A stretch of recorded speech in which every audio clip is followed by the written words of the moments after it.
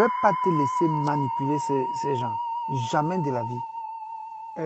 Je ne vais pas te laisser manipuler ces gens. Jamais de la vie. Je ne vais pas te laisser manipuler ces gens.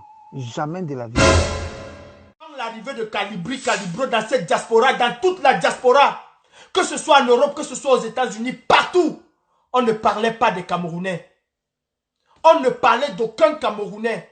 Quand on comptait les combattants, on ne parlait pas des Camerounais. Aujourd'hui, les Camerounais sont respectés. Et ça, j'ai accompli ma mission. Oui. Les Camerounais aujourd'hui, vous avez vu plus de 200 000 Camerounais accueillir le professeur Maurice Kamto. C'est l'œuvre de Calibri Calibro. Ça vous dérange? Allez chez Fokou, achetez la corde, vous mettez au cou. Avant l'arrivée de Calibri Calibro, il n'y avait pas ça. Les Camerounais ne sortaient pas. Ce que je dis et les problèmes que j'aborde concernent même l'intégrité et la bonne conduite de ce combat. Parlons de ce gouvernement de transition. Le gouvernement de transition avait été initié, comme vous l'avez entendu, par des politiciens, notamment le professeur Fomounion. Dans ce gouvernement de transition, il était proposé comme président de la transition. Et là, je ne mens pas. Vous allez m'excuser, hein. Vraiment, vous allez m'excuser. Vous allez dire tout ce que vous voulez après, mais j'aurais dit ce que j'ai à dire. Président de la transition, le professeur Franklin Nyamsi. Vice-président, monsieur Fomounion, parce qu'il fallait un anglophone, d'après les explications de Narcisse Ngadjop à moi. Évidemment, les postes d'ambassadeur et consul, comme vous l'avez vu, ils étaient proposés en France. Mais lorsque je dénonce cela, le professeur Franklin vient juste d'entrer dans la révolution camerounaise, hein, parce qu'il suivait, il faisait les choses de la Côte d'Ivoire, mais il ne parlait pas encore de la révolution camerounaise. C'est à ce moment que le professeur commençait à faire les lives dans le cadre de la révolution camerounaise. Nous avons à bien accueillir parce que ces lives sont instructifs et tout. Lorsque ça a capoté, lui-même a fait un live où il a dénoncé la transition. Après tout ce que je vous ai montré là. Pas de problème jusque-là. Mais comme je vous ai dit, l'organisatrice de la transition, celle qui était à la manœuvre pour nommer les gens, pour réunir les combattants et tout, c'était bel et bien Big Mami, Madame Arlette Siewe. Arlette Siewe n'est nulle autre que la secrétaire du professeur Nyamsi depuis des années et sa collaboratrice depuis de longues années. Madame Arlette Siewe, Big Mami, est la collaboratrice du professeur Nyamsi depuis de longues années. Mais jusqu'ici, je n'ai pas d'implication du professeur Nyamsi lui-même. C'est Madame Arlette Siewe qui est la manœuvre de tout ce qui gêne dans le combat. On vous dit, c'est parce que l'ambassadeur de France est allé faire une comédie à étudier pour qu'on ne constate pas la vacance du pouvoir. Comme si on constatait la vacance du pouvoir en ce moment, ça aurait changé quelque chose. Je peux vous demander, hein, signer, moi, ça ne me dérange pas, hein, signez massivement cette pétition. Soyez 1 million à la signer, c'est moi qui vous le dis. Allez signer la pétition. Signez 3000 fois, signez 4000 fois. Inventez même les adresses. Signez massivement, atteignez 10 millions de signatures. Et nous verrons. Je dis, moi Sandy, je vous dis aujourd'hui, signez la pétition. Allez signer moi cette pétition jusqu'à atteindre 1 million de signatures.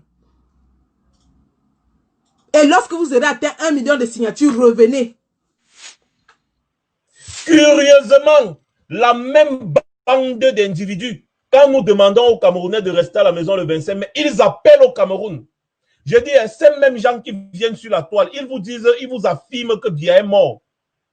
Que Biya est mort, il est mort, c'est fini, Biya est mort. Ces mêmes gens appellent les gens du Cameroun qui sont en train de se préparer pour les villes mortes du 25 mai. Ils leur disent que la condition pour les villes mortes, c'était que Biya devait faire le discours. Comme Biya a fait le discours, il n'y a plus ville morte. Des pseudo-combattants.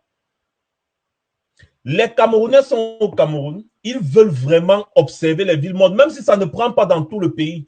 Ça commence toujours petit à petit avant d'aboutir.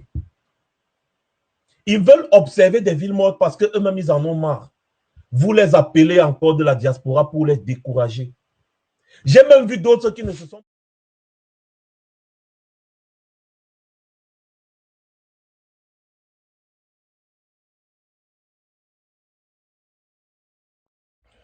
Alors, bonjour à tout le monde. Je vais entrer très vite dans le vif du sujet. Je ne vais pas me présenter parce que tout le monde me connaît déjà. Alors, je suis en mesure aujourd'hui de vous dire que Paul Biya ne serait plus. Je pèse mes mots. Paul Biya ne serait plus, ou alors Paul Biya n'est plus. De deux choses l'une. Soit Paul Biya est dans un état critique, donc il serait dans l'incapacité d'assumer ses fonctions, ces fonctions-là auxquelles il s'accroche. Donc, arrêtez de venir dire que les gens qui ne sont pas allés à l'école ne peuvent pas être à la tête d'une résistance. Excusez-moi, mais c'est être con. Et comme je disais, mes grands frères de la lutte, je vous ai toujours dit que vous avez souvent tort de vouloir venir vous imposer parce que vous aviez échoué.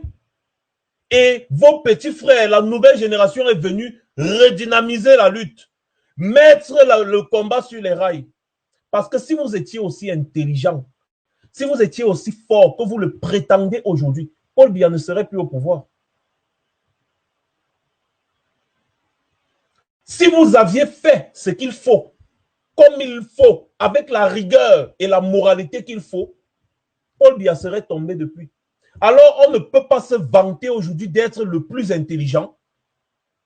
Et pourtant, on est opposant au même système depuis très longtemps. N'approche pas, ne vous approchez pas. Personne ne s'approche de moi, je vous jure, je mets le feu. Je vous jure, je mets le feu. Voilà ma main sur le briquet. Voilà la main sur le briquet.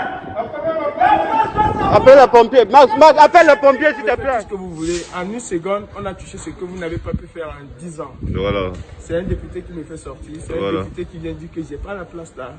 Et déjà, à l'hôtel de police, il y a le préfet de police de Paris qui est venu me voir pour savoir pourquoi je l'ai fait. Et je lui ai expliqué pourquoi. On va faire une conférence de presse. Voilà, on va faire une petite les conférence bavards de peuvent presse. rester bavarder, les là, analystes peuvent rester analyser. Nous, on a déjà fait ensemble.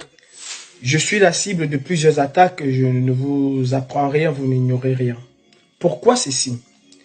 Tout simplement parce que j'ai osé dénoncer un gouvernement de transition qui a été mis sur pied dans la diaspora. Gouvernement de transition organisé par le grand professeur que vous connaissez et aussi par son main de maître qui s'appelle Big Mami. Oui, j'ai été contacté pour faire partie de ce gouvernement de transition. J'ai dit non. Vous ne pouvez pas, pendant que le président élu de la République du Cameroun, son Excellence M. Maurice Kamto, est en prison, vous asseoir en diaspora et organiser un gouvernement de transition à son insu. Ce n'est pas possible, c'est inacceptable et je ne peux pas m'associer à cela. J'ai dénoncé ce gouvernement de transition. Sauf que, en le dénonçant, j'ai tué le rêve de certaines personnes de devenir président de la République. Je suis désolé, mais j'ai laissé la raison sur une proposition ou quoi que ce soit. Aujourd'hui, on m'en veut. Vous savez pourquoi on m'en veut?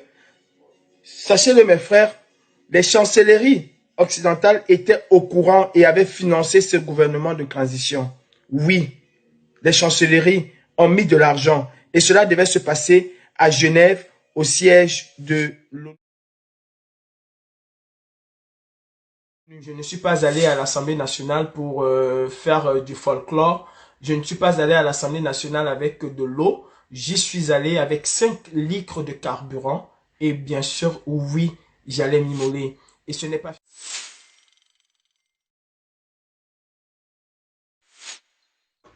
Pour ma part, je viens ici vers vous ce soir pour vous dire, franchement, mes frères camerounais, moi, Max Seigneur Ivoire, j'ai décidé, n'est-ce pas, de me retirer j'ai décidé de prendre du recul, de me retirer complètement, n'est-ce pas, des réseaux sociaux et autres. J'ai décidé aussi de me concentrer beaucoup plus sur ma propre vie, parce que c'est trop facile, n'est-ce pas, de penser un seul instant qu'avec tous les sacrifices que nous avons faits pour porter cette lutte, on puisse, je ne sais pas, soit détourner de l'argent, tomber dans des bassesses inutiles qui n'ont aucun sens, et ça continue pendant 1 an et demi. Les mêmes personnes ne font que continuer la même sale besogne, la même sale besogne, la même sale besogne. Au final, tu comprends que non, ce n'est pas ça le problème, mais le problème, c'est ta présence. Et si je choisis ce moment pour me retirer, d'abord sur Facebook, ce n'est pas mal choisi. C'est parce que nous arrivons à un tournant essentiel et décisif de la vie du Cameroun. Et au lieu d'être le boulet que les gens vont tirer, je préfère moi me détacher et permettre à ces gens de faire 100 000 km sans se fatiguer, parce que je ne suis plus là. Parce qu'ils ne vont plus passer le temps à tirer sur moi ou à tirer sur X ou Y. Ils auront aujourd'hui, dès à présent, le champ libre.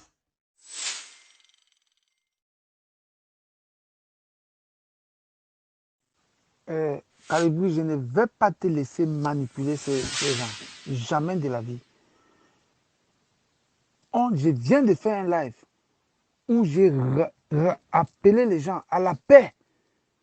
J'ai demandé qu'il faut, on peut ne pas travailler ensemble, mais on ne met pas la haine dans nos déclarations.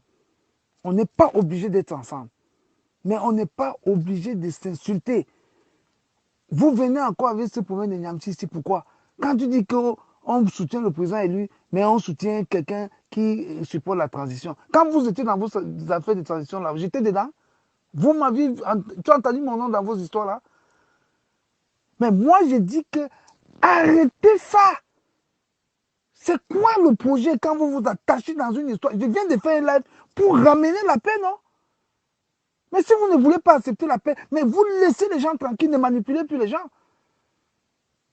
Pourquoi tu ne dis pas aux gens que c'est toi le premier à attaquer Niamsi le jour que tu es parti poser ton action?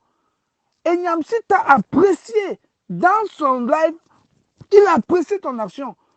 Mais sauf que quand il voit une vidéo où le matin, et tu l'as attaqué, c'est là où il se met donc en colère contre toi. Il faut dire cette vérité aux gens ici. Il faut aussi dire aux gens que l'affaire de Niamsi, c'est vous qui avez commencé. Dans le groupe de l'organisation des lives où on était, il faut leur dire que moi, Kapoua Gris, je vous ai dit, ne commencez pas cette affaire, laissez. Ça va devenir très grave et je ne vais pas mettre ma bouche dedans. Je vous ai dit ça fatigué pendant 1 semaine. Je vous ai dit ça. Est-ce que ce n'est pas ça la vérité? Maintenant, quand vous avez mis ça dehors, ça a gâté tout le dehors. Regardez le problème que ça a créé dans la révolution. Maintenant, tu viens dire qu'on ne peut pas soutenir le président élu, on soutient quelqu'un qui soutient la transition. Mais qu'est-ce que j'ai à foutre avec ça? 1 an est passé dans cette histoire de transition, c'est fini, non? Pourquoi vous revenez, allez réveiller les morts pour venir détruire la lutte? Non mais arrêtez, je ne vais jamais accepter qu'on manipule ce gars. Ne vous laissez pas manipuler. Vous vous attaquez à quelqu'un, maintenant quand il répond, vous dites que il veut détruire. Finalement, qui veut alors arranger? Chacun veut détruire. De l'autre côté, on veut détruire. De ce côté, on veut détruire. Mais je viens de faire un live où je dis que vraiment, mettons tout ça de côté et regardons ce que le président lui a dit. Vous voulez toujours nous ramener en arrêt, pourquoi? Je ne vais pas accepter cela. Hein? Mais arrêtez quand même. Mais quel est le projet dans tout ça? Et tu dis qu'on a mené 30 ans de lutte. Vous, qu'est-ce que vous faites que je n'ai pas fait? Qu'est-ce que vous faites là que moi, Kapoua Gris, je n'ai pas fait? Mais arrêtez ça, hein?